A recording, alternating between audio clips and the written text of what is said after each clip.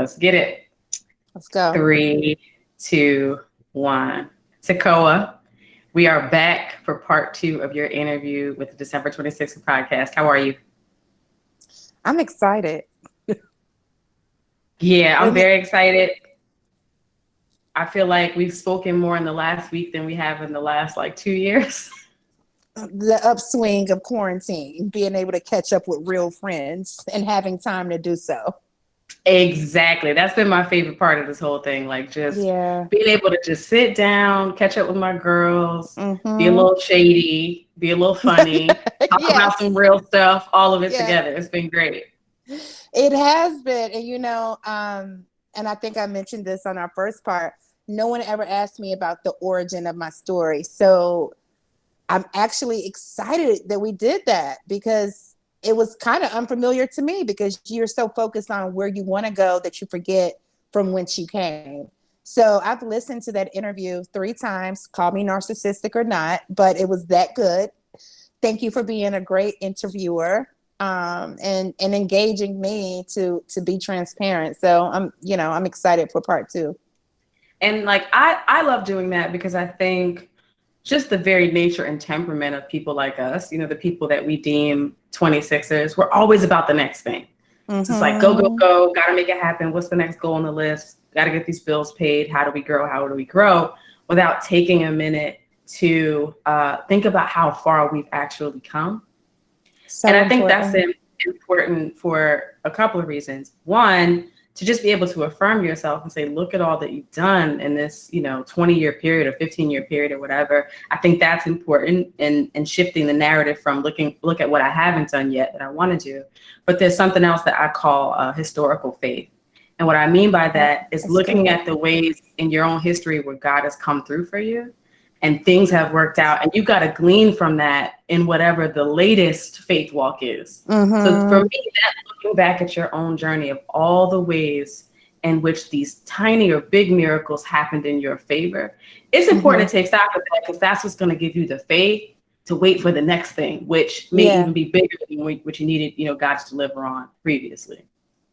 It's true. And, I've tried to make myself aware of the fact of being grateful in the moment and not so focused on what hasn't happened and what you want to accomplish. And I remember hearing one of those true Hollywood stories about Toni Braxton. And they were like, well, how did it feel to, break a record and have so many, records sold? And she was like, I don't think I appreciated it because I was too busy focusing on what I wanted to accomplish that I couldn't be happy for what had already transpired. And I'm like, that was like a light bulb for me. And I'm like, you know what? That's so true. I don't want to be so focused on the future that I can't appreciate the right now or my past or my ancestors' past. And it's hard to do when you're, especially people like us that are overachievers or that work in entertainment. It's always like, I got to keep going. I got to keep moving. I got to, have the next boom. But it's like so much to be grateful for, even in this moment, So I'm trying to be aware of that and not be ungrateful for what I think I haven't accomplished and really take stock in what has happened. And, it's hard to do that. You mentioned entertainment business because you're only as hot as your last thing. So, I remember seeing an interview with Oprah, and it was after OWN had just not delivered in the way that people thought it would, in the beginning, where it didn't have the Oprah Winfrey effect in the way that they expected with the ratings, because she was doing all that spiritual stuff. And, it wasn't resonating as 24/7 programming. And she said in an interview, and I may be paraphrasing, but she was like, it taught her that people will be at your feet one day and at your throat the next. Hello. And in this business, it is very much that, in that you could be the talk of the town and the industry darling based on this feat that you had. And, not even a month later, it's like we've moved on to something else. And if you're not rooted and grounded, and if your ego is not in check, as we both know, that kind of movement and shift can break people. It can. It's broken me a couple of times. So I get that. That's why I'm focusing on relationship with God and self-love so that I am not riding off of the highs and lows of what my businesses are. I need to Right. know that I am enough regardless of what's going on in business, whether we make our quarterly goals, whether we're in the news or not, whether we have, 10 hit shows a year, that I'm enough and I'm okay as I am, as Christ created me to be, regardless of whether or not somebody is patting me on the back. Amen. And I think that's a great segue into like now moving to the next chapter of your story. Mm-hmm. So we talked about and we left off at the end of the Josh Howard era. And you were saying that that was a really low point for you, but it wasn't the lowest, right? Which we'll get to.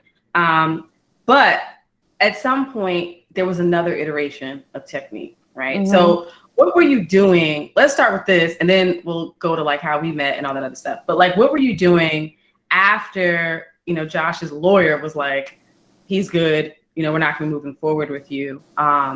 Between that period and when like the next vision started to manifest for your business, what were you doing in that bridge period? So we talked about Starbucks. So Starbucks Mm-hmm. was in that story, and Starbucks kind of happened around the Josh era. I always loved coffee. I always found a fascination with it. I always wanted to be a barista. So it wasn't really a big deal to me. It didn't feel like a fall from grace to me to go to work at Starbucks. It was like, this looks fun. And so that's one of the things I did. I worked with Devasha Lloyd at the Hammerstein Ballroom, and more particularly the Manhattan Center, which is its sister company, on an inaugural project where they were initially known as the Opera House before the Metropolitan Opera House. And the Metropolitan Opera House, and I don't remember what year it was in, but they basically bought out the Manhattan Center and took all of their concerts to the Metropolitan Opera House. So when Devasha asked me, and Devasha is Josh's cousin, but when she asked me to come on board, it was the first time they had an opera in that house in like over 50 years. And it was with Opera Noir, all black opera house, opera company. And we produced an opera. And I spoke about this in our first part of the interview. My mom always exposed me to the arts. So growing up, going to see the opera was nothing new to me. Was I well versed in it? No. But did I have a love and respect for it? Absolutely. And it kept me busy, and I was learning from her. She is one of the best deal closers I've ever met. And I learned so much from, her ability to just see things through and pull the money in. And so that was one of the things I did. And I would take, I had kind of like wiped out makeup. So no, my phone wasn't like ringing like crazy about makeup, because I told people I was done with that. So who wants to hire a person that doesn't really want to do makeup? But I had an opportunity to do some makeup in between, but I would work there, take small jobs. I actually started going back and forth to Miami, actually doing PR and marketing in the porn industry. Did you know this? I don't think I knew this. I mean, I knew there was some things in between there before we met. I don't think I knew it was the porn industry though. So I was a producer on porn movie sets, and I did some marketing for porn movie sets, and I also, hired the hair and makeup teams there. So I was kind of burnt out on New York at the time. I wasn't really making money there, and I had an opportunity to move to Miami in a pretty good situation, and I had pretty much decided to pack up my whole apartment and moved to Miami for this opportunity. I had changed my address. I had an apartment. I started shipping stuff there. I put lights and gas in my name. And before the official move, it was Mother's Day, so I went to go home to see my mom. And I don't know if we talked about this while in the last interview, but I remember watching the Monique show in the bed with my mom one night. And Drusilla, did we talk about this last time? No, we didn't. Okay, so what's Drusilla's real name? Oh gosh, from Young and the Restless. I can't think of her name, but is that Victoria Roll? Yes, her Okay. Victoria Roll. So she was on there and she was saying, some of the reasons why her time at Young and the Restless was coming to an end, and she was really upset with the fact that there were no Black hair and makeup artists on set. And that was disturbing to her. And it was like a light bulb went on for me. I really want to give her a lot of credit for me deciding to say, I want to help other hair and makeup artists that are of color in the industry. But it was like a light bulb for me. And she was speaking of, she just wasn't happy there, and she didn't understand. And she fought for Black and Black hair and makeup artists to be on set to deal with curls that you have. People didn't know how to deal with her hair, and she was really upset about that. And that was at a time where people weren't talking about it like they are now. But that was a light bulb for me. And I've DM'd her and I've tried to tell her, like, you're the reason why one of the reasons why I have an agency. And I remember during that time I was home with my mom, and I did have to go back to New York, but I told my mom when I was laying in bed, I'm like, I don't want to really move to Miami. And she said, well, don't. So I came back to New York, and I didn't have a place to stay. I had given up my apartment on the Upper East Side. I didn't have steady work, but, some friends put me up, and it ended up being good. Like within, maybe a couple of months of me couch surfing in Brooklyn, 3 different people called me about a project, and it didn't have a name then, but we now know it as Love and Hip Hop. 3 people that didn't know each other. And they're like, I don't want to take the job. Like, I'm thinking of you. I don't want to take the job. It's not paying enough, or I have another project going on. And so 3 different people that didn't know each other recommended me to work on what is now Love and Hip Hop. And that gave me the stability to be able to get my own apartment again in New York and to stay there. And, it's been consistent work ever since.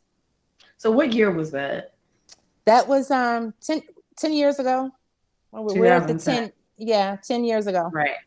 Mm-hmm. So I want to back up to 2009 because that is when we met. And we didn't even meet in New York, which is crazy. So I've told this story, I don't know how many times, when people ask about like how I came to New York, how I got in the business. And one of the lessons that I always give people is, through my own stories, everybody's looking to get in contact with the exec, right? Or the person at the quote top of the food chain. If I could just reach this person who's in the ivory tower, like all my connections I need are going to be there. Not realizing that connections can come in many different ways and in many different forms. So we met my last semester of law school. My last year of law school was tumultuous because my grandmother was ill, and I had turned down a very lucrative job offer in the Midwest because it looked like toxic. And I was like, I'm not doing this after having been there for 2 summers. And I literally, in the middle of a recession, I didn't know like what I was going to do. So I had, classmates whose offers were getting pulled because of the economy. I held on to mine and willfully turned it down. So because my grandmother was ill, I was back and forth to Monmouth County, where I grew up. And I had discovered Jadara, right? And at the time, she had a salon. Shout out to Jadara, who was great. I love my friend. Yes. Yeah, she had a salon like 5 minutes from where my mom and my grandparents, were living. So I had been there a couple of times, and then my grandmother passed in April. And so I was home around that time. I don't even remember. It was prom weekend. So it must have been weeks after like my grandmother had passed, because that was May. Right. So I'm like, I just need to get my hair done. I need some self-care, whatever. So I go to get my hair done, and you were in the salon, right? And doing, makeup and kind of helping out for prom weekend, because it's jumping, right? The high school kids are in there. So we get, we are introduced, and we meet, and we just start talking, right? And at that time, I was still living in DC, but I was kind of back and forth because of the grief and trying to finish school and all this other stuff. And I said, I remember saying to you, I don't know what my next step is, but I have this interest in like startups, entertainment. I might come back here. I don't even know. And you were like, well, here's my info. If you decide you want to come to New York, like hit me up. And that was it, right? So then the summer, like I'm in DC, I study for the bar. I'm waiting to find out if I pass the bar, and I decide like I'm going back. Like I'm gonna sublease or sublet my place here in DC. I'm going back. I'm gonna figure this thing out. And I emailed you out of the blue. Like we met, a few months ago. I'm thinking about, and you being you, we're like, come on. Like I have all these people I want you to meet. It'll be fine, like whatever. But what's crazy about it is, do you remember that one of the people that you wanted me to meet was Rashid Marusi at B? Yeah. Yeah. So you and I are talking. I come to Jersey. I'm crashing, with my mom and my grandfather. Everybody's a mess because my grandmother just died a few. It's just like I don't know what's going on. And you would like come to New York for the day. At the time, you were with Irie, and he had a band. And I was like, well, I could always draft some, management contracts or whatever. So I come to New York, and you're like, yeah, I wanted to link you with Rashid. And Rashid called. And do you remember this? And he called right in that moment. I'm not surprised. I don't remember, but I'm not surprised. all out of the blue. And he called. You're like, this is Rashid calling me right now. And you were like, oh, I have Delisha here. Like, I wanted to link you to. Like, she just finished law school. And Rashid's like, oh, tell her to come up to BET. That same day, though, right? The same day. And I left. I left your place, your apartment. I met Rashid. At the time, he was trying to pitch a reality TV show based on the concert venue in Detroit that his mom runs or was running at the time. So we started working together. The Aretha Franklin Theater. Yes. I don't even remember what the former name is. Shane Park. Yeah, Shane Park. But it's now the Aretha Franklin Theater. And that was my first project that I worked on. Which I wasn't even in a legal capacity. I was project managing and helping him with budgets and, trying to figure that out. But that's the start of our friendship. And then eventually I did that for a bit and I was like, maybe I need to go like to a real law firm and do something else. And so I did that, but you and I kept in touch. And then, so as we were talking, you were like, hey, I got this agency. Now we're in 2010, and that time frame. You were working on the show already, 2011, and then 2012 comes. So end of 2011, I decide I'm going out on my own, right? Like I remember I had a friend that had died of liver cancer in her 20s, and I was like, life is short. I'm doing this. And you were like, well, we about to launch the agency, so what's up? And so when people ask me, how did you have a client the first day you turned your lights on? It was because of Teknique. Wow. Which didn't even exist on paper yet, legally. No, it didn't. So Teknique was client. If you look at my client roster, which I still have to keep those records, Teknique was client number 001. I think I've taken that for granted. I don't know if I really knew that. I know you said it on our first part of this interview, but that's a big deal. Like, I feel honored knowing the powerhouse that you are, and knowing how lost I was at being a business that you even took a chance on us. Like, that's a big deal. I don't take that for granted that I was client number 1, and I'm gonna make you proud, boo. I ain't finished yet. Please, this I know. So that's how we kind of connected, but this story is not about me. This interview is not about me. So let's get back to you, right? So this is the first, so you had already worked with your firm, Monique, who you mentioned in the last interview.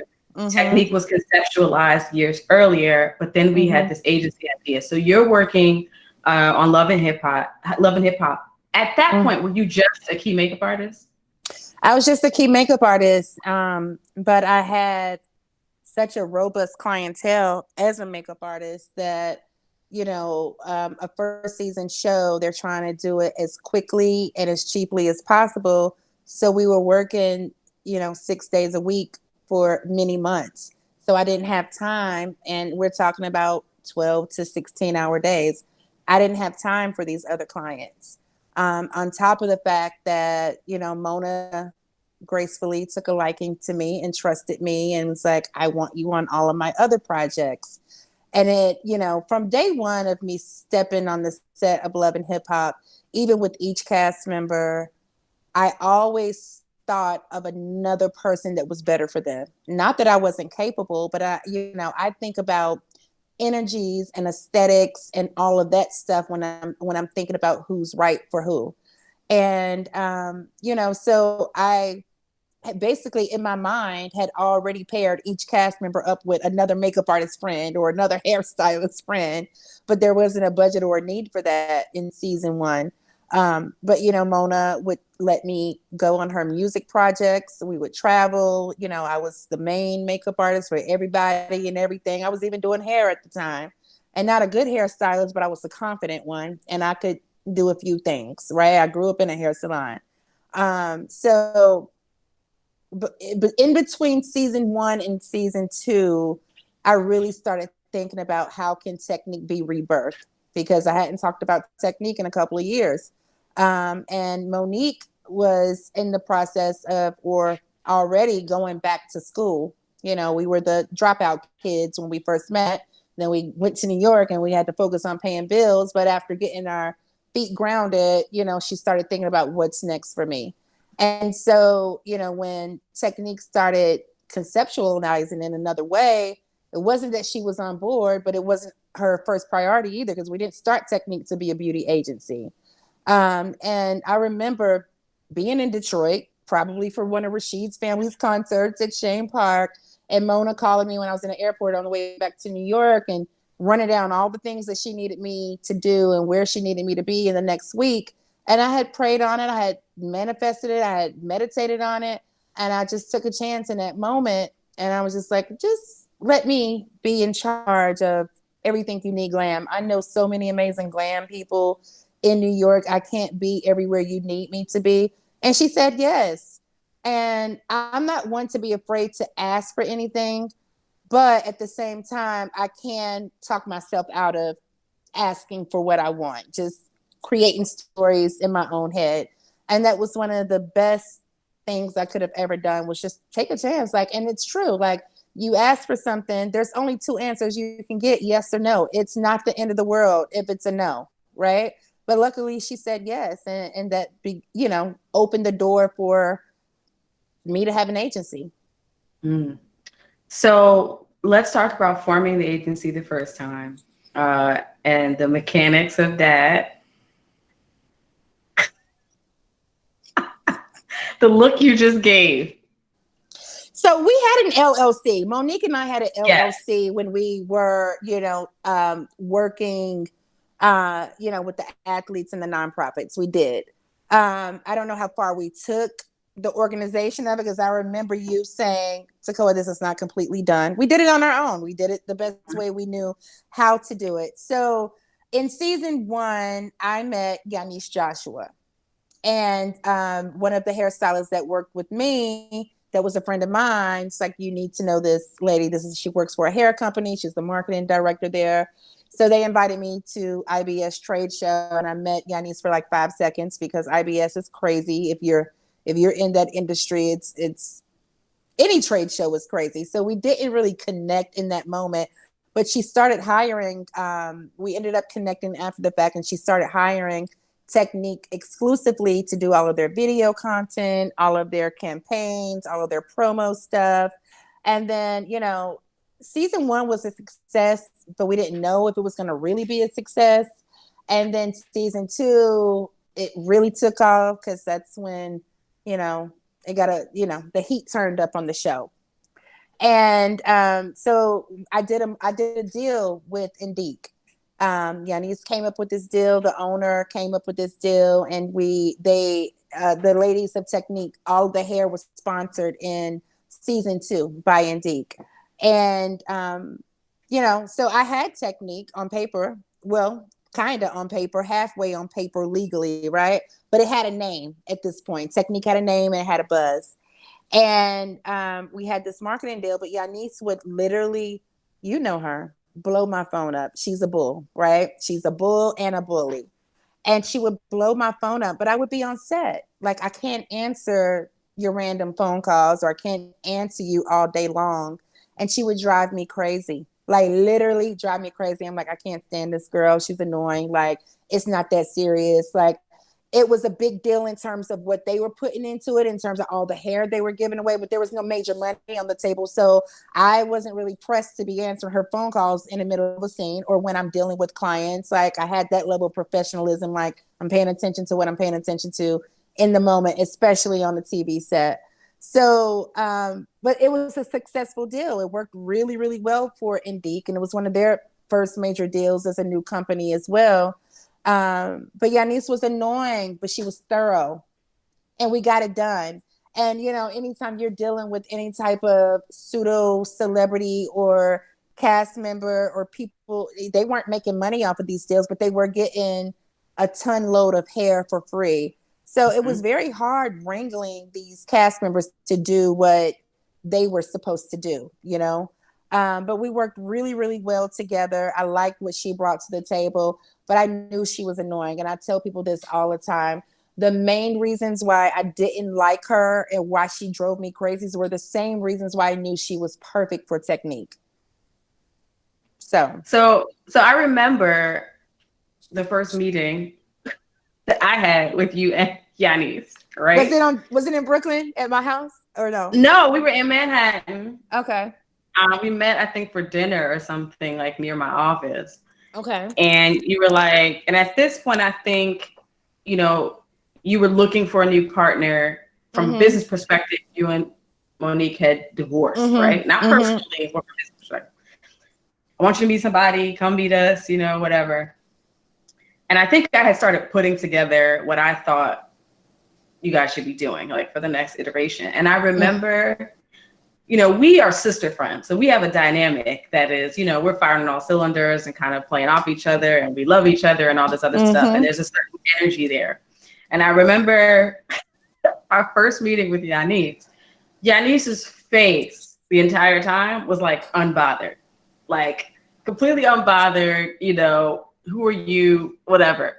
And I mean, and I now know in hindsight that she was just like taking it all in. So I didn't get the aggressive Yanis first. I got the like, I'm not really pressed for you, I don't even know who you are vibe. But you know me, that doesn't bother me. Like, it's fine. But I'm looking at you like, who is this person that you're trying to bring into our world and into your business? The person that has saved my life over and over again. Like, such a godsend. Yanis turned out to be a godsend because in a lot of ways, you're this free-spirited, passive, in some instances, you know, some ways creative. It's like, go with the wind, it'll be fine. I'm not beat. And Yanis is, she does not quit, which is how I became more than the attorney to Teknique. And in a lot of ways became the client of Teknique. So all I knew is that all of a sudden Yanis comes into the picture. She's beating down doors and it's like, you got to speak at this event, at Yandy's event in 2 weeks. I'm like, where did this even come from? Like, I have no internet presence. I'm not doing anything. I'm just out here. And she's like, I made some phone calls and this is what it's going to be. And that's it. Like, so the yin to your yang was a benefit to the business in totality. It helped me. It helped in terms of the way I interface with you guys as an advisor. So she was definitely an asset. For real. Like, I you know, it was totally a godsend. And I had to get over the fact that, like, we weren't friends. Like, the first several years of us, like, you know, her working for Teknique as a marketing director and soon after becoming a business partner, when she really should have just walked out the door, you know, because Teknique was in such a low place and it had nothing to do with her, but she stuck there. And I'm like, that's the type of partner you need, right? She's not leaving when things are hot and heavy, and, you know, and she didn't leave. And I don't have what she has, and she doesn't have what I have, and we complement each other, and we give each other space to be who we are and to stand in, you know, our best, where we operate in the best capacity. She's been an amazing business partner. Definitely Teknique would not be this far without her, for sure. For so many reasons. Like, I am a creative person. I'm used to being on set. So, you know, the first couple of years of her being at Teknique, I was still doing makeup full time. Still booking jobs from my phone. And, that's what she said. She's like, I didn't know Teknique wasn't like a fully operating company, because it had such a great name and, they did such great service. I didn't realize until I actually went to work at Teknique that Tekoa was doing all of this from her telephone. I don't even think I had a laptop. Like, I literally was closing deals from whatever I could do on my telephone. And we already know I'm not technology savvy. That's not my strong point. My charisma is my strong point. Being able to close deals are my strong point. And being consistent and really knowing what clients need from being in the business for 20 years. Like, those are my strong points. All that admin stuff I had to learn. So, and I was producing as well on Love and Hip Hop. And I loved producing. I really did. But Teknique started really growing and it needed more attention. And she had to sit me down and say, first of all, I didn't even have a desire to be an entrepreneur. I came on as an employee. You asked me to be a business partner with a negative bank account and no clients, at a time where we kind of lost everything. And 3, I can't do this by myself. So if you want this to work and you want to keep me, you're going to have to stop doing makeup and you're going to have to stop producing. So I had to go and be an office worker. And that was the most uncomfortable thing for me ever. I really think the first year I just sat there and stared at my desk and a computer. Like, I didn't know what I was doing. I didn't know how to fill my day completely sitting behind a computer.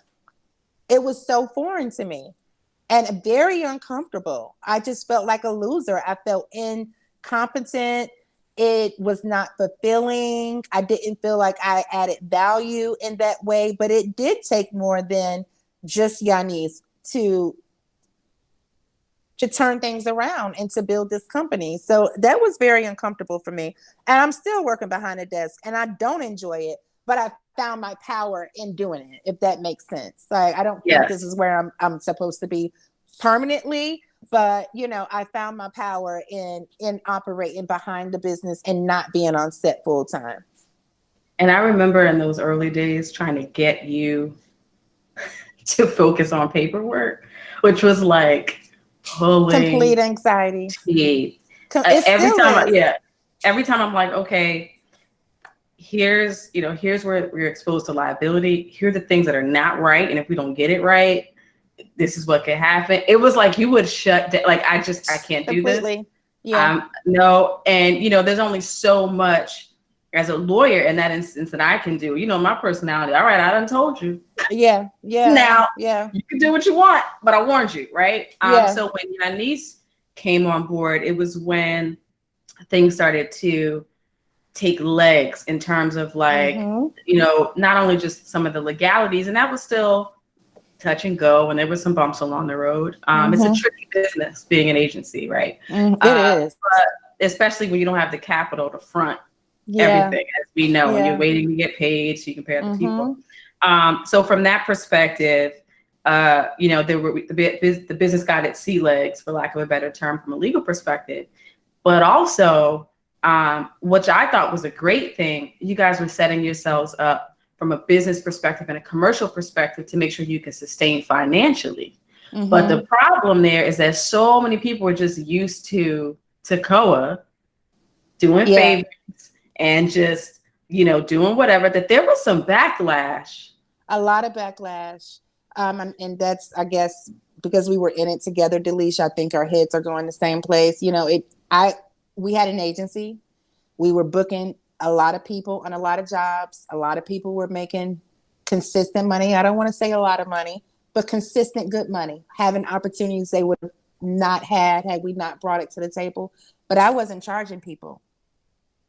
So that means we weren't making any money, right? And, Yanis, it took her a long time not a long time, but consistently having to tell me, we have to charge people. And I felt so guilty about charging people. It just felt uncomfortable for me to charge people. But the other thing is, how you start is how you finish. So the fact that I didn't start charging them and they were getting these opportunities, and then for us to change protocols, so to speak, Everyone said they were on board with it, right? Because they still wanted those opportunities, but people weren't comfortable with it. A lot of people weren't comfortable with it. And the people that made the most money with us weren't comfortable with it. And those should have been the people that should have been comfortable with it, but they weren't. And it created a lot of backlash and a lot of hurt for me, because, people started feeling like, well, you're stealing. Why are you taking a cut? I'm out here doing the work. If I was, Brad, the white man, no one would have ever questioned it, because I was the black girl that was the friend that would kiki with people, that we came up the ranks together. It was a problem. And I want that to change in our community. Like, why do you have a problem with me elevating? Why do you have a problem that I'm not the same person that you met 5, 10, 15 years ago? Like, if you really care about me, then you're going to understand that I have to grow and that we are going to change. And, unconditional love is being willing to accept people as they evolve and change. And I found out in a very harsh, ugly way that people were not okay with me changing. And that created a lot of chaos for a lot of time. Right. And I think what I find so interesting about this is that in any part of the business, right, the entertainment business, if you have representation in some way, that representative is paid, right? So, and even if you take it out of the entertainment business, even corporate, the organization that connects the company with the employee or the company with the consultant brokers that entire deal. And oftentimes they take the check, they take their cut, and then they pass the rest on to you. So what I found so fascinating about the backlash is that it was all industry standard. There wasn't anything that was happening that was out of the ordinary. You guys weren't trying to get over anybody. It wasn't thievery.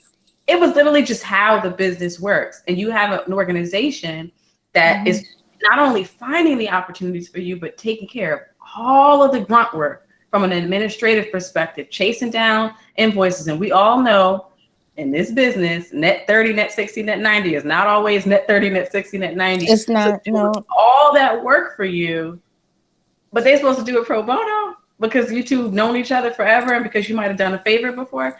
That has still to this day blows me. The backlash from that, I still don't understand it.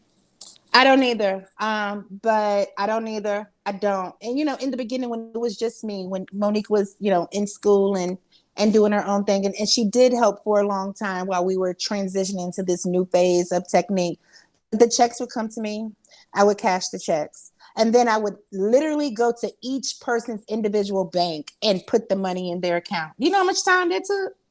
And how backwards that was? Like, just ridiculous. Making nothing from it. Like, I made nothing from the jobs I got people for a good 4 years. And it was just like, well, how are we going to sustain this business? How, like Tekoa, Yanis put her foot down and she's like, we got to charge. We got to charge the client and we got to charge the artist. And I gave so much resistance to that. It just felt uncomfortable. And I think it's because not enough self-love, not enough self-worth. And I just felt like I wasn't going to be supported in that. And so maybe some of the backlash I manifested in my own mind of having that fear. But I am so okay now with charging people. I don't make no qualms about it. If you don't like it, all of our contracts have always been non-exclusive. So if you don't like it, you don't have to say yes to the job. These are the terms. If it doesn't work for you, no love lost. Godspeed. But if you say yes to the job, this is what it is. But it took me a long time to be okay and comfortable and confident that this is what it is and this is how it's going to be. Right. Absolutely. So even though that shift happened, right, we both know it wasn't overnight. That Teknique reached fiscal health. Let's just say that. It was rough there for a while. This is back. I think this is back in the Brooklyn office. Years. I'm gonna say the shit hit the fan in 2014. I said I wasn't gonna curse as much on this interview as I did on the last one. So okay, that's my first curse word. I'm gonna keep it at a minimum. You're loosening up now, which I appreciate. I feel like you felt like you had to be more conservative this time. And I've gotten a lot of feedback from from the first part of the interview, and I want to make sure that in me telling my truth that I'm not disrespecting anyone else. That's important to me. And I also don't want to be a potty mouth with an open interview. I'm sure some of the saints is gonna listen. Oh, you know the Saints support December 26th. The Okay. aunties, the uncles, and I always think about them. Like I can see their faces flash before me when somebody says something crazy. But hey, everybody's speaking their truth. Yeah. So, no, things really hit the fan. So you said something earlier, and I don't even know if I can remember the reference, but for a minute with Teknique, I felt a little bit, again, kind of like how I did with Josh. I felt confident, big, invincible. I felt like, things are just going so well. And we were booking, and still not taking money from people, but we were busy, and busy felt important, even though it wasn't adding up in the bank account, but it gave me a sense of pride. And I think that the confidence that I was feeling was fleeting. One, it wasn't grounded in the right reasons. And so when things came crumbling down and people started having strong people that I care about and that I believed in, and quite frankly put on, started having strong opinions about me and my leadership, then because they didn't believe in me anymore, I didn't believe in me anymore. So my self-confidence was riding on other people's perception of me and not who I should have known that I was and what I was doing. And I had this confession, and I just came up with this confession maybe a year ago after still dealing with the backlash of the lowness of, kind of losing everything and taking 4 or 5 years to build myself back up and my self-confidence, and saying that I will no longer be held hostage by someone else's perception of me.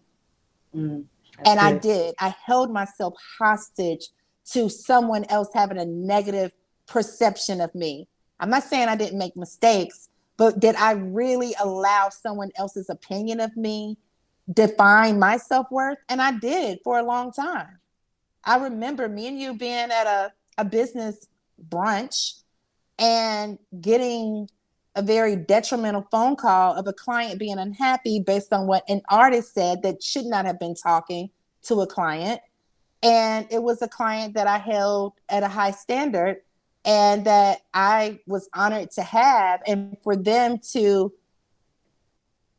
not take me serious enough to have a conversation with me and have a conversation with the artist about my business, it made me feel really, really bad. It hurt. And then it was a snowball effect. And so that was the first phone call, a Sunday in Fort Greene. And you happened to be with me. And that was only we didn't see each other that much. You live in Jersey, I live in Brooklyn. We didn't see each other often. That was nothing but God that you were with me that day. Because one, you could be there for me as a sister friend.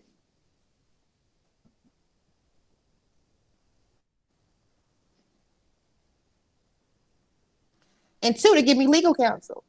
Mm-hmm. But that week, and I think you know this, we lost $400,000 worth of business in that 1 week. Yes. It was like that big client fell off, and then it was like a snowball effect of other clients falling off. And so, and Yanis wasn't even my business partner at the time. She was a pseudo employee with really no salary because there was no money to be made because I hadn't set the business up in a way for it to make money. Mm-hmm. And so that was just 2014 was the lowest of the lowest. So Yanis says it, she knows it down to the dollar in a sense. We had like a negative $40-some in the bank, when I was like, I want you to be my business partner. Because when I say those things that happened to me and those clients leaving had absolutely nothing to do with who she was or anything that she did. And it had everything to do with a personal test for me and a personal attack on me. Really had nothing to do with Teknique. It was really about me. It was about people thinking that I was too big for my britches. And artists thinking that I don't need you. I really should have this client. This client invites me to dinner. This client takes me on trips. This client likes me more than they like you. Why do I have to go through you to have this client that doesn't even like you. Yeah, bitch, because you know why? Because I brokered the deal. I brought the deal to the table. But you know, when people, especially with a glam relationship, it's a very it's intimacy. It really is. Anytime someone is doing, you know, our hairstylists are our therapies, our makeup artists are people we trust. Anytime you're in that type of environment, you create bonds with people. And they thought that those bonds were bigger than what I had to offer. And it was like, I don't even want to consider you getting a piece of what I'm doing because I see this person 5 days a week and you're nowhere to be found. But I brokered the deal. I brought the client to the table. So why, and then you call yourself my friend, why wouldn't you want me to eat off of this? Why not? You know, but I literally started believing the rumors. I literally started believing that I literally was stealing from people. I started believing what other people were saying about me. That's how I know I didn't know myself. That's how I know that the confidence that I thought I had and that I shown wasn't real. It was fake. Because if I really would have known who I was, I could have dusted my shoulders off. I'm not saying that it wouldn't have hurt, but it would not have kept me down for so long. And it kept me down for a long time. I was embarrassed to go around them. And I look back at it, I'm like, I didn't steal from nobody. So why am I embarrassed? I allowed their perception of me to hold me hostage. And what I find, you know, I think for me, not even that from a legal perspective, but from a sister friend perspective, which is so infuriating, is knowing that you are a person. You really are a mother hen. You know, as I said, like you will take care of everybody, whatever, that you will give to your detriment, right? Because you believe in sowing and reaping, which we all do, but you would take it a step further and sacrifice anything for anybody. Make the connection. I know this person, let me get this opportunity. I will show up. I will do what have you. So knowing your heart and your spirit and the integrity that you walk in and watching that play out, and having been in the room on multiple calls and the way people would spew vitriol. I mean, people that if we said their names, which we're not going to do, people know their names. And me knowing you personally and knowing you from a business perspective and also knowing financially what wasn't being made because you were always just helping people out. It was hard to watch. And I think I don't even realize the toll it was taking on you and you know, the coping mechanisms that were happening that I didn't even understand. I don't even think I really saw it at first.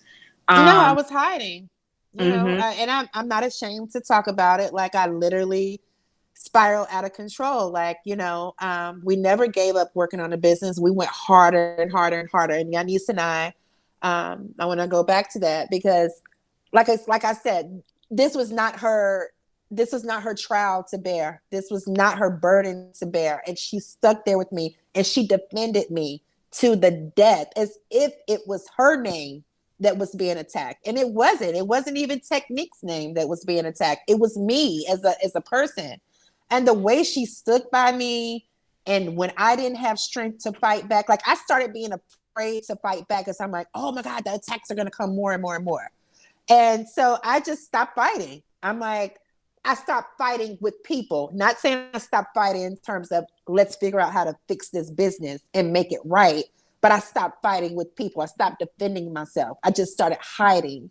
And she stood up for me. And that's why I asked her to be my business partner. Because I'm like, she could have taken her master's degree and her experience and gone and got a real job without the drama. Because, you know, even though we knew it had potential, we didn't know when we were going to make money again. You know, we didn't know when that was going to happen. And she stuck there with me. And we called that time period Armageddon, because literally day and night, all we were doing was figuring out how to make it a real business and how to come back stronger.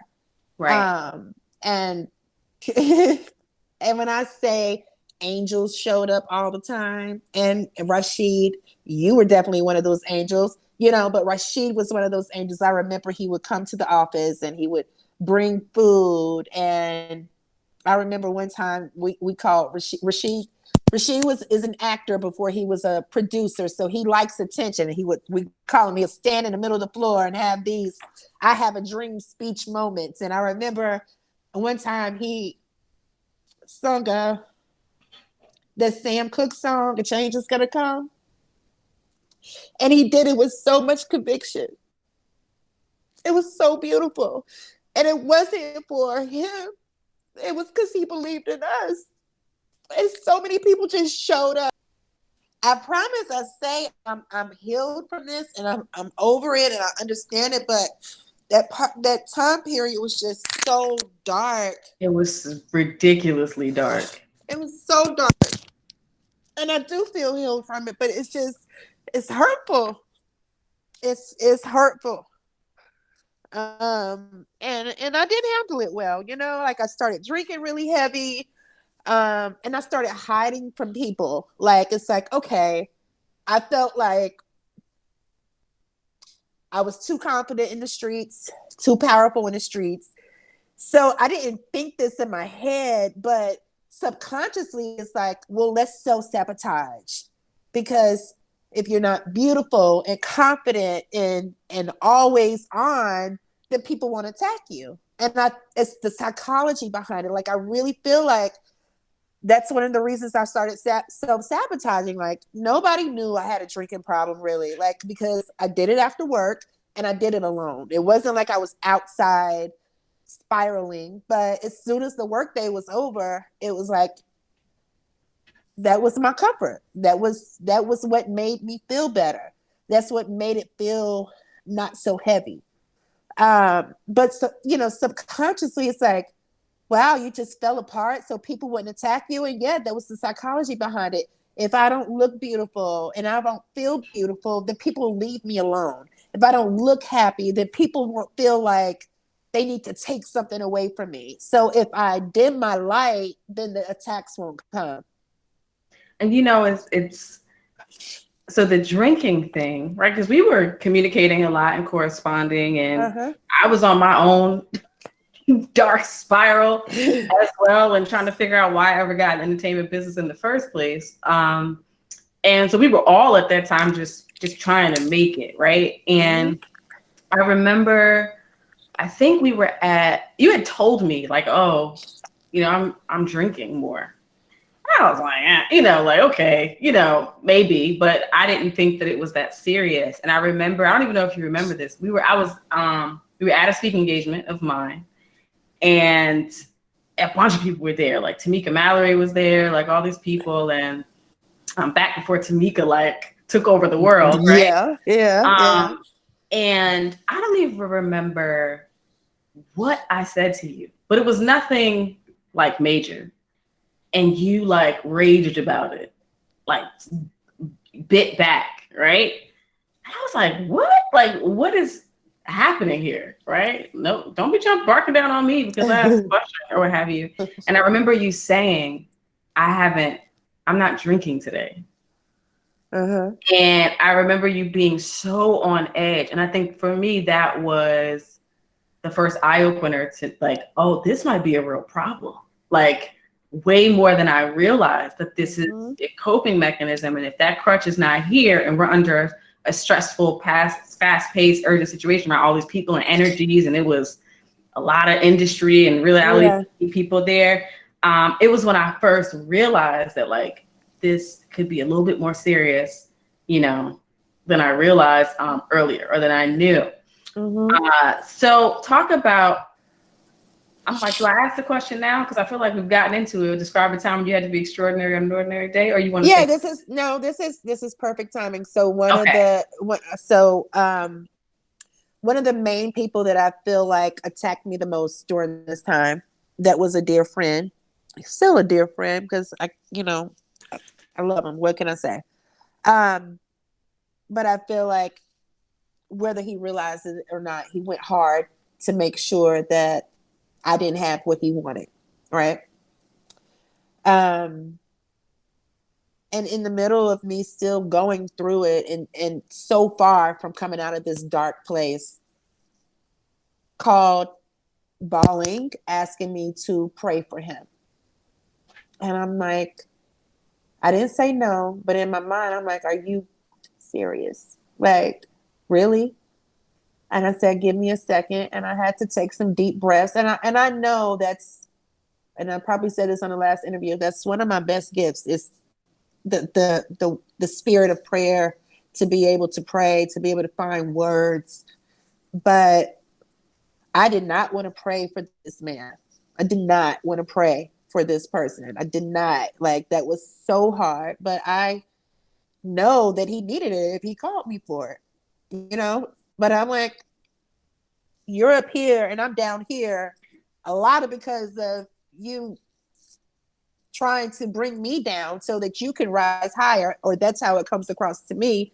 And it was very hard to do that, but I did it anyway. And I don't know if that was the right thing to do, but that was very hard. I really want to be like, really?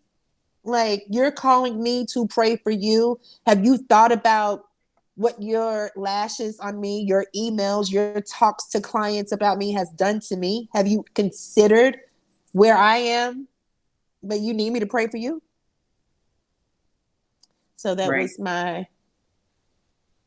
be extraordinary on an ordinary day. And you extend a lot of grace to people. And well, because I want that same grace back. And I believe in karma. I believe it's real, but I don't want what I deserve in life.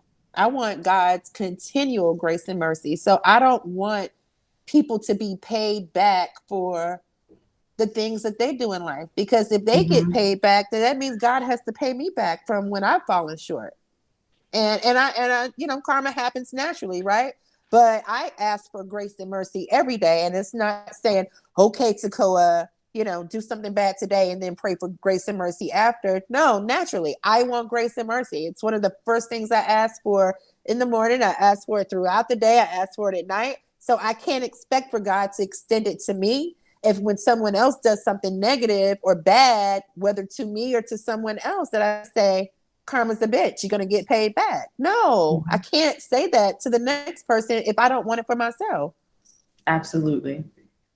So that's why.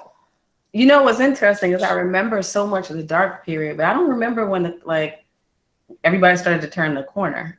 We were running on similar tracks there for a while. Yeah, we were. It was a crazy we were time. So much on.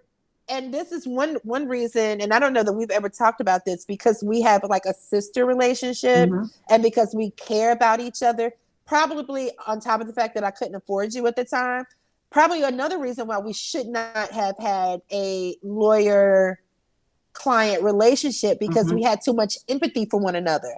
So you couldn't hold me accountable to what I was supposed to do consistently because you had empathy for me. And then I couldn't hold you accountable for what my expectations were because I had empathy for you. But yeah, we were in dark periods at the same time, maybe in different ways. But I also feel like we were a crutch in our empathy for one another in our dark periods. Yeah, it was comforting to a certain degree, but it didn't bring out the best in either one of us, in my opinion, because we just wanted to make each other feel better instead of giving kind of like that tough love to one another during that time period to just rise up. So I don't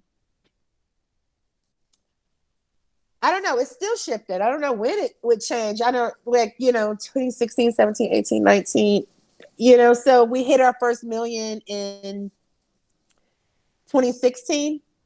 Was our first $1 million gross. So 2014 negative account balance, lost $400,000 worth of business, and then we just worked to get it back. So but still, even with that, it didn't feel amazing. It didn't feel like I was proud, but it was still like we still weren't making money. So it's like, yeah, we closed $1 million worth of business, but I'm still living paycheck to paycheck. So I don't know, like, good for the company. It wasn't really good for me.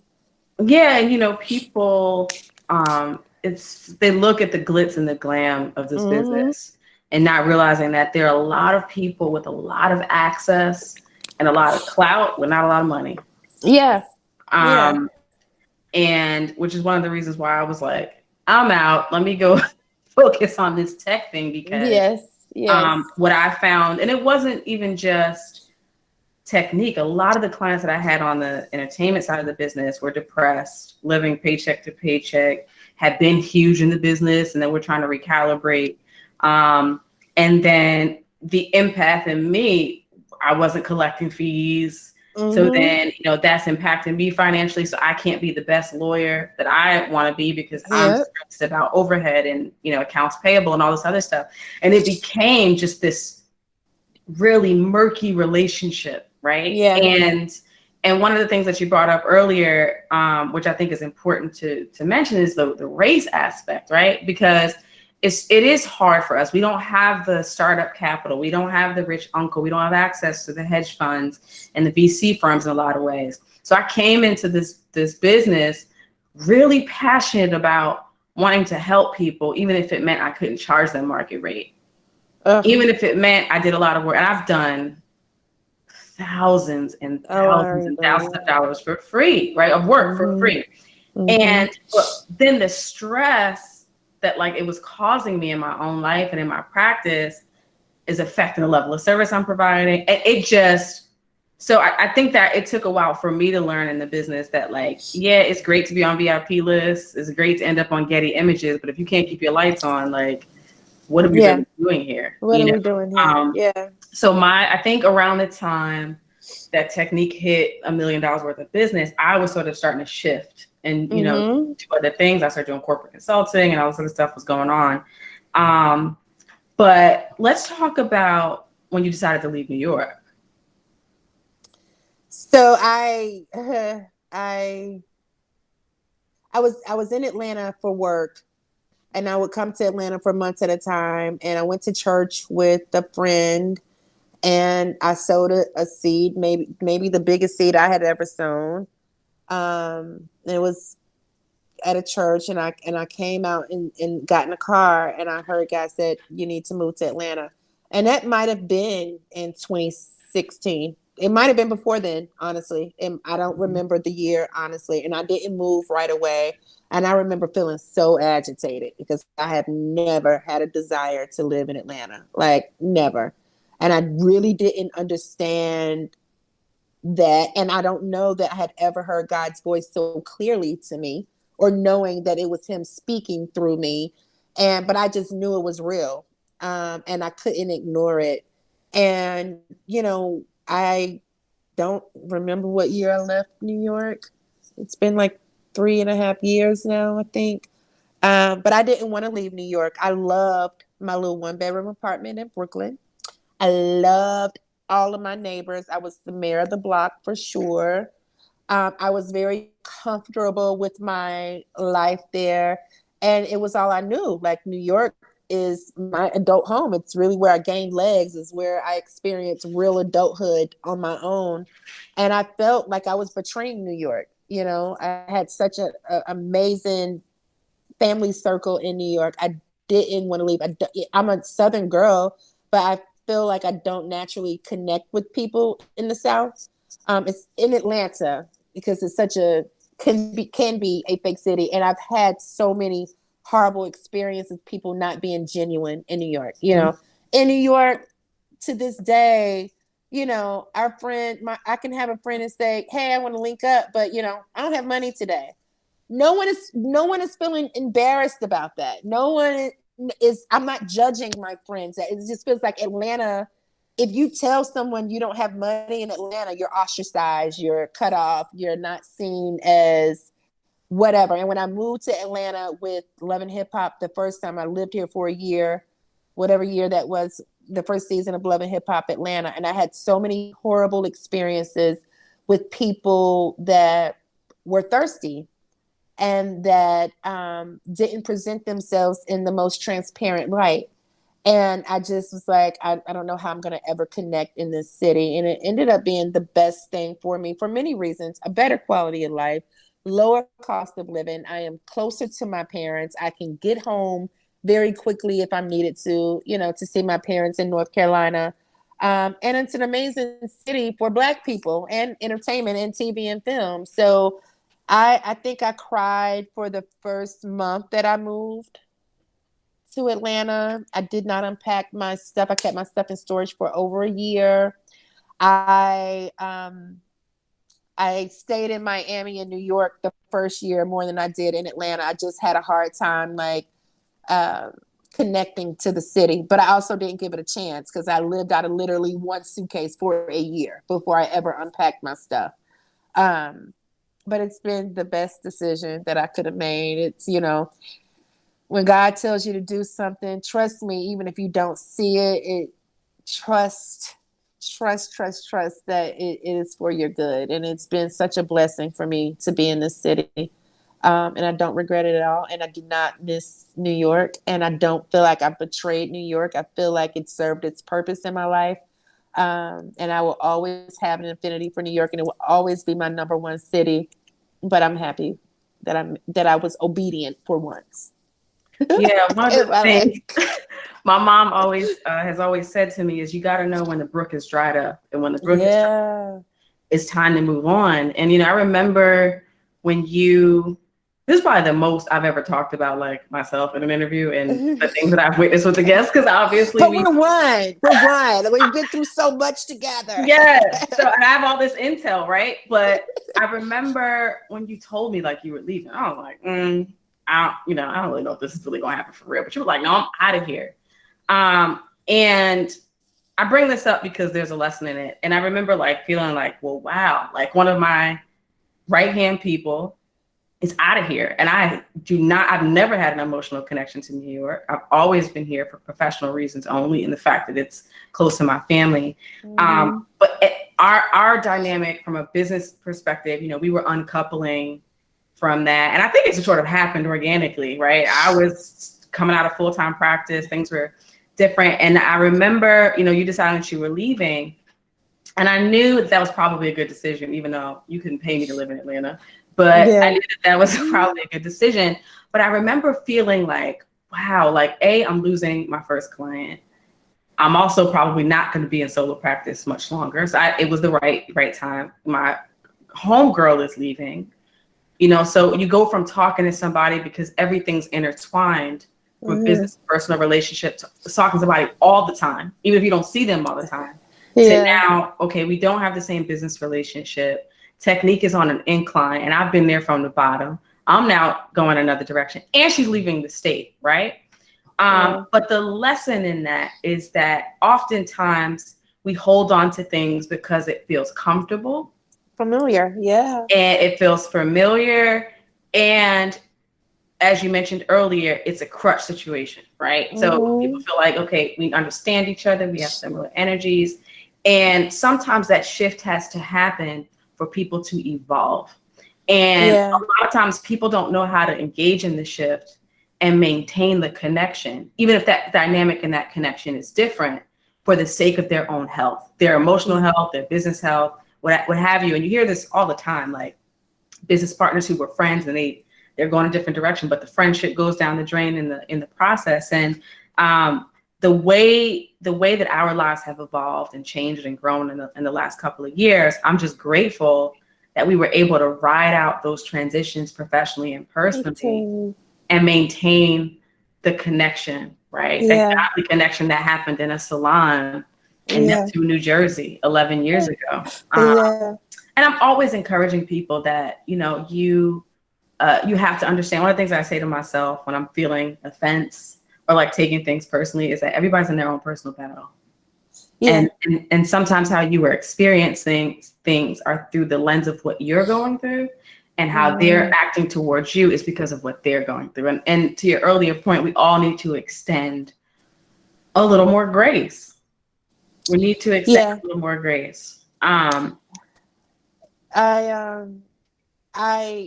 was hard for all of my friends. Like, of course you guys supported me, but all of my friends made it very clear that they were very uncomfortable with me leaving.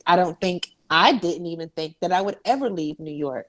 And even to this day, like my friends that are so happy, that are in Atlanta, that are so happy that I'm here, they're on edge that I'm going to go back to New York any day. Like they really think that this is still temporary. They still say, I can't believe that you really live here. I never thought it would be true. But I had gotten to a point in Brooklyn and mainly not because of business, but because of me liking my little apartment, me loving my neighbors. Like I really had the best sense of community ever on Jefferson Avenue. I didn't want to leave them. They were my family, and it's very hard to grow when you're that comfortable. So, you have to take yourself out of a comfort zone in order to stretch yourself.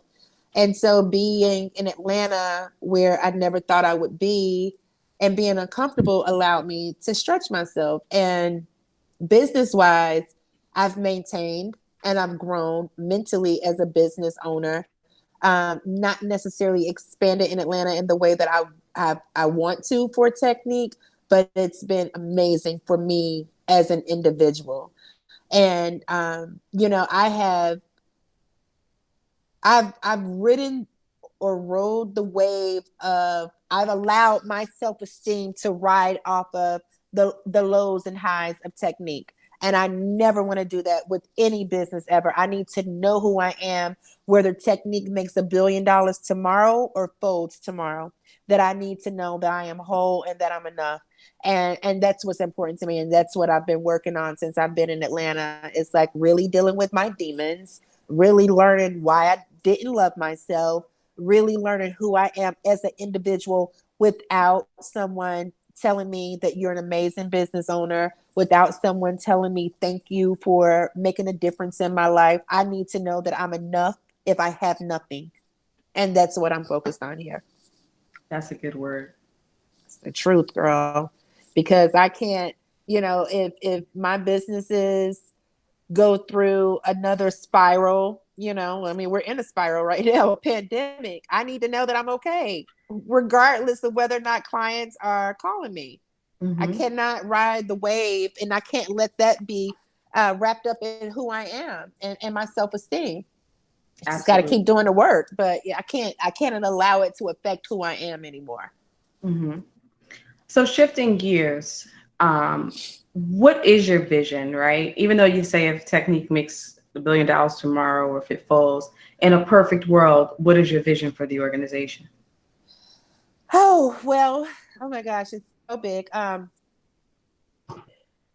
want to continue to offer a space for Black and Brown and minority creatives. I want to continue to offer them platforms that create legacy money. I want to continue to break down barriers of what we should be paid. And a big part of Teknique is we take stock in giving back and participating in charities and supporting our artists when they create their own charities. And not letting that go to the wayside because we're so focused on making money. We definitely want to create more content for television. We definitely love working in the TV and in the film space. And we want something to leave to our nieces and nephews and maybe our nieces' children at some point, if they choose. Like, we've prided ourselves in trying to make this a family business. And when we see opportunity for our families to be a part of it and get a check, then that's what we want to do. And there's so much room for Black people in the beauty space, and we want to continue to expand on that. Absolutely. To expand on that, yeah. And we don't shy away from the tough questions here on December 26th podcast. So there are people who are going to hear this and they're going to say, you built your business based on a franchise that doesn't always show us in the best way. As women, as Black women, built on, some drama and salacious behavior. How do you sleep at night, or how do you justify that? What's your answer to that question? What's your response? I feel like I want to give a shout out to Shala Evans at Essence, who's a beauty editor. I think she spoke very well of it in the article she wrote about Teknique. We don't create the content on these jobs. And what we can't take away from this is that, the vision that Mona had has created hundreds of jobs consistently for a lot of Black people. A lot of Black people done bought homes because they've been able to work consistently on this. A lot of Black people have, or minorities have, produced a resume that has allowed them to go on to major networks. It's been a tug of war for me, of course, in the beginning, like all of us, it was salacious in the beginning. And it was fun to be a part of something so wildly popular, but it has been hard for me because it doesn't align with who I am as a person. But I understand that we have allotted opportunities to Black creatives that otherwise they would not have found a space to grow. And it's a stepping stone. It's not where people stay. So many people have, garnered this opportunity to go further in their careers, where now they are on A-list movie sets. They are working with A-list clients. They are traveling around the world. So there's an audience for it, and it's a client. It's not my content. So, I've tried to separate it. It's hard for me. It's hard for me to separate it, because I do feel that we've created or that we've had some backlash for being a part of it. I feel like a lot of people have shied away from doing business with us because we've been a part of this franchise. But I know the blood, sweat, and tears that this franchise was built on, and the hard work and, efforts that people have put into keeping people employed. And these cast members, like, where else would they make money if they didn't have this platform? How would they have been able to create businesses if they didn't have this platform? Is it my audience? No. Do I relate to them in a lot of ways? No, I don't. But there's an audience for it. And, we're not one type of people. All Black people are not the same. There are people that can relate to this, and this is their everyday life. And so, I try not to feel guilty about it because someone is relating to this. Someone understands this lifestyle. And, it's created, it helped me to gain legs at Teknique. So I can't be ashamed of it. Mm-hmm. And I think that's what I respect and I love about you, and that you are so willing to be open and transparent because there are a lot of people who are eating off a lot of this stuff, and you would never know it because they don't admit it publicly, but we see it in black and white. We know who's orchestrating things and who's garnering a considerable amount of money off this content without publicly acknowledging that. So, one of the things that I believe is that whatever you choose to do, just own that, right? Yeah. Just own it and be honest about it. And there's a lot of that just doesn't happen. And you're right. We are not a monolith. We are not. So I've been on the periphery of Love and Hip Hop since the beginning because of you. I have never seen one entire episode of the show ever. Never. I've met cast members, as you know. I've met people before they even got on the show. Right? It was so and so is going to be on the next season, and I've never seen one episode. It's not for everybody. Yeah, but there is obviously an audience. There's an audience for it, and all of us, I think we can say I don't know anybody who's kept their lights on that can say, like, I've agreed with everything my Fortune 500 employer has done, or, every place I've worked, I'm okay with their business practices. It's the nature of the beast. You're in a business where it's visible, right? What you're involved in, for sure. Well, we talked about the vision for Teknique and all of that, but there's so many other giftings that you have. And so it's so funny that you mentioned to me after the interview, last week's interview, that like you really are engaged in industrial psychology, right? Yeah. All these different personalities. But I told you I see you brokering deals and doing all this other stuff. So which ways do you want to diversify in the next few years in terms of your business and what you bring to the industry? I love brokering deals. I love brokering deals. Like, and I never considered myself a salesperson. But when I think about who I'm helping and whose life is going to change, I brokered a couple of deals today that just had me feeling like I was 7 feet tall. It feels really good, especially when you have a personal connection to someone and you believe in them. So I'll never stop brokering deals. I think I broker deals when I'm not even thinking that I'm brokering deals. I mean, the other night, like I called you, like, I think, can we Can you put me in the email with this person? I think I got a job for them. I don't know them, but I know you do. Like, put me in the email. I have focused so much on other people and what their vision is. And, in me doing my self-work and cleaning up my mess, it's like, okay, Tekoa, you do have a natural affinity for helping people, but did you do this because you're hiding from what you're supposed to be doing for yourself? And so, I've had to come to grips with that and be okay with not hiding. But I think I had to work on cleaning up my stuff so that I can live more in my truth. And I've been seeking God really, really hard for him to give me the vision for what's next. But I naturally just love helping people. It may be in the nonprofit sector. I definitely have some books in me. That's praying and writing. I feel like those are two gifts I was literally born with. Like, I feel like those are two gifts that I was literally born with. And I shy away from the writing because it's so personal, like it's real personal for someone to look at your work and like Erica, we're sensitive about our stuff. I'm an artist and I'm sensitive about it. So I've shied away from it, but it's something that I've started picking back up in the last year. So I really don't know what's next, Delisha. I'm seeking God. I'm trying to be patient. He might have showed it to me and maybe I don't want to see it for what he is telling me it is. But I really don't know. But it's more to come.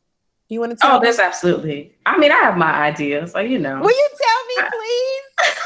I was talking about this. Okay, we won't talk about this on the air, but I mean, there are many things that I see for sure. It's not going to be in any traditional sense in the way that it's been done before, but you already know, like, a lot of what I've talked to you about that I see for you. But I mean, let me take this opportunity to say that I'm incredibly proud of you.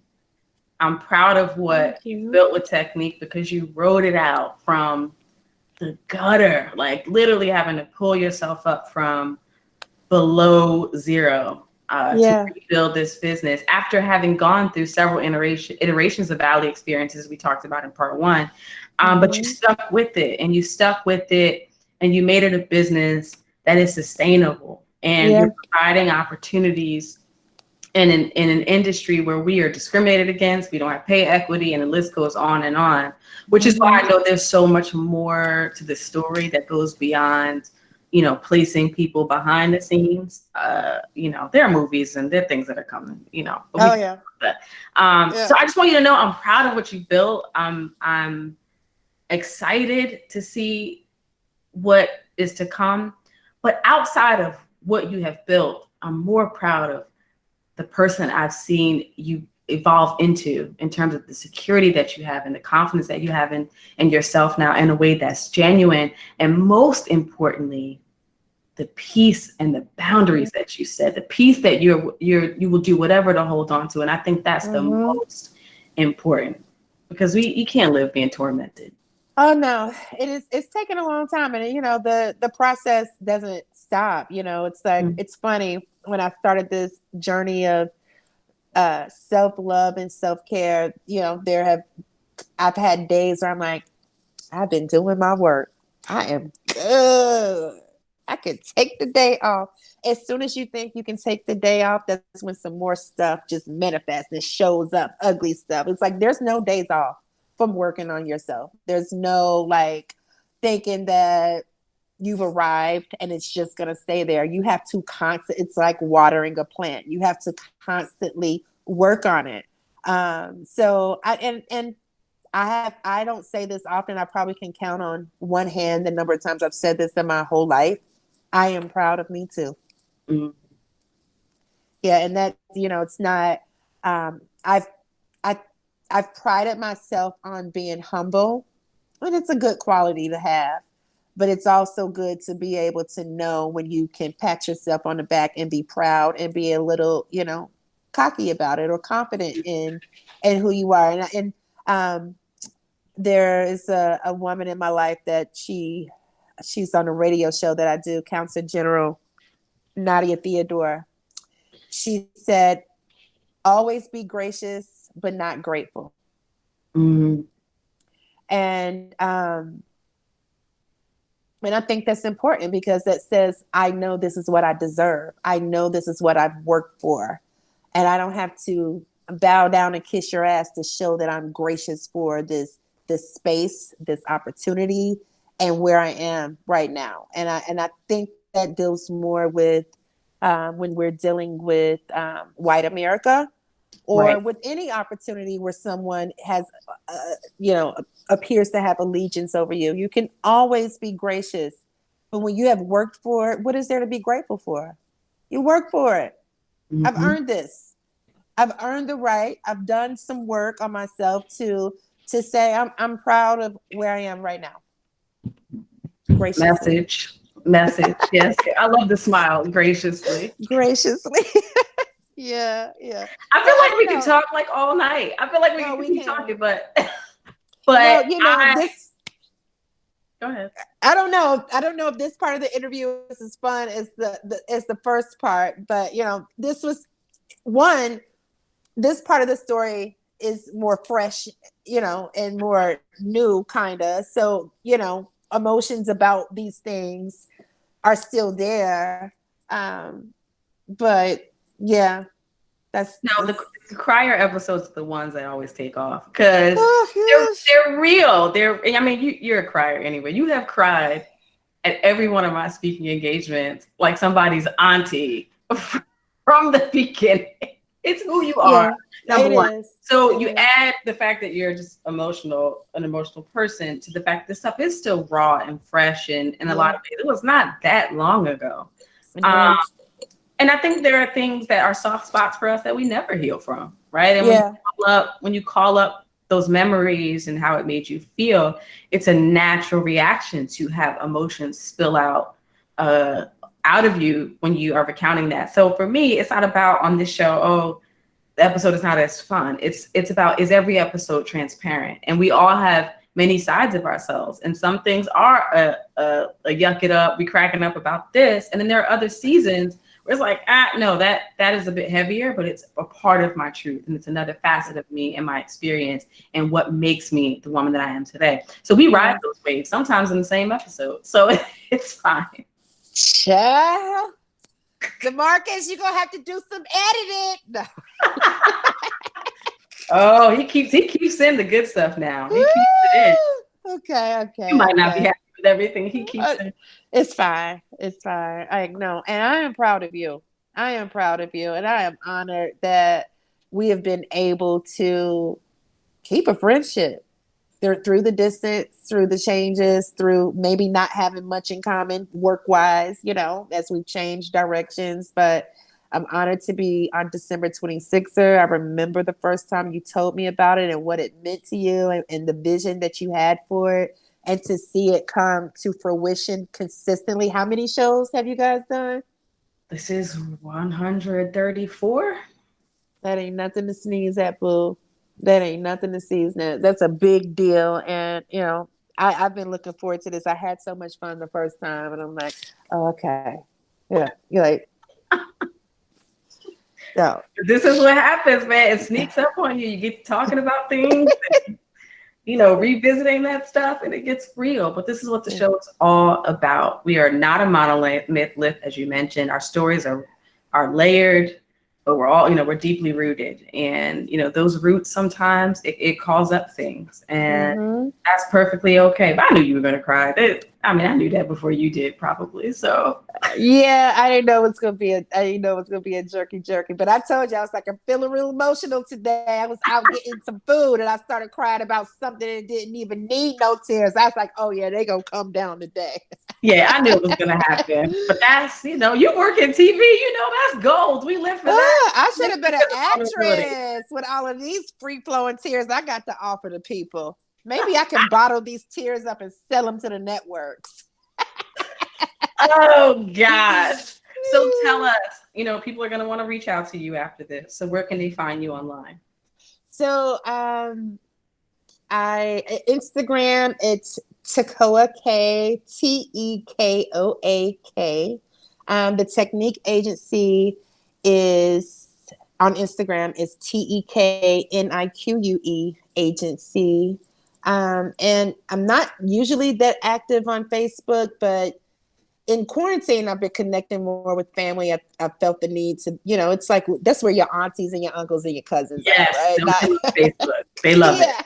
So I've been more on Facebook during this COVID time, just feeling the need to connect to family. So it's Tekoa Hash on Facebook. And so keep up with us. More good things to come. We are looking forward to getting back full time with our shows and discovering new talent that's out there and being a part of more people's growth and just seeing them flourish. And we're about to launch a new company, so we'll be talking about it on our social media pages, so look out for it.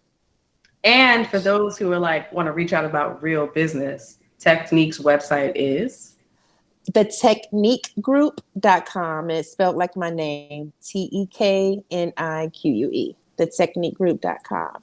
Perfect. Well, I've thoroughly enjoyed this. I knew I would, but this was great. Thanks. You're not mad at me for all my tears. Listen, I've known you a long time now. I knew they were coming. It's fine. Why would I be mad?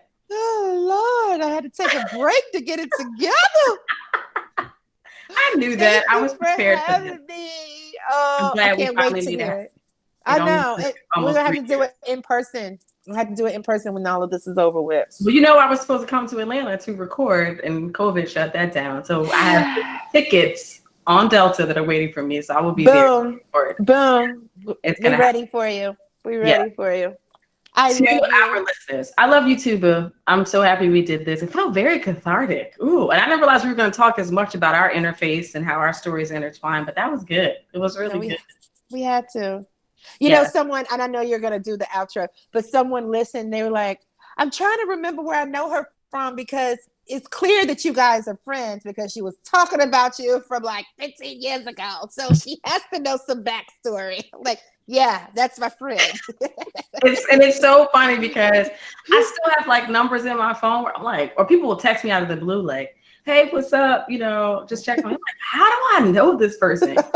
And how they say everybody in Hollywood was connected to Kevin Bacon somehow. That really my circle is everybody's connected to Tekoa. There's all these offshoots. When I really think about how did I meet this person in the industry, it always links back to you. If I just go deep enough through the degrees of separation, it literally, you're ground zero. You're the one.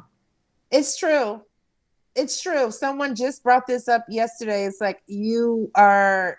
it's not 6 degrees of separation for you.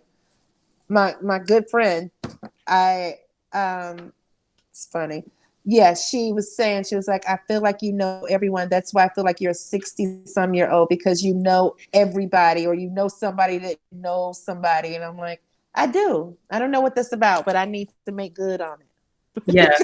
And I just want to say shout out to the artists that you've hooked me up with over the years, who I love, who can't beat my face. Nobody else can beat my face the way they do. Jamal, I love I've seen it years. Love him. Tish Ferguson, who's been on the show back when we were doing in person and using makeup and glam and all that great stuff. So shout out to them also. So proud of them. Absolutely. But to our listeners, listen, I know you're going to have questions. Those of you who are interested in the industry, I think somebody has already reached out to Tekoa.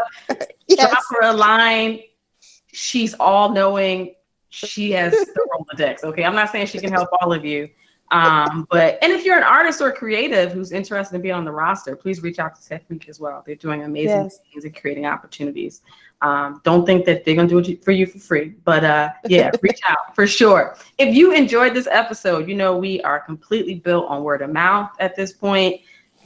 Share, subscribe, tell somebody that knows somebody. We are not a show without you, so we appreciate your support. If you've gleaned something from this, pass it on. We all grow together through our individual stories, as well as a collective. We can advance if we're more transparent about what we've been through.